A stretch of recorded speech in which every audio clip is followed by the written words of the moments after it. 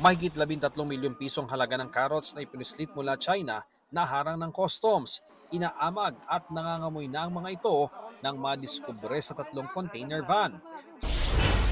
Halos 5 milyong pisong halaga ng substandard na bakal, inidoro at iba pang produkto pinagsisira ng Department of Trade and Industry. Ayon sa DTI, walang kaukulang markings ang mga ito na kailangan para matiyak na ligtas, lalo sa gitna ng banta ng lindol.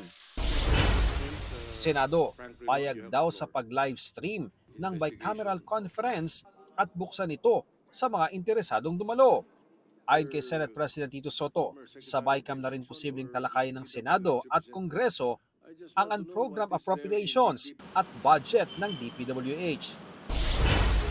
Pagtapya sa 2026 budget para sa tupad o tulong panghanap buhay sa ating Disadvantaged Workers Program, ikinababahala ng ilang senador sa Senate budget hearing. Lumabas na mula 17.5 billion pesos na alokasyon ngayong taon, 11 billion pesos na lang ang hinihinging alokasyon para sa tupad.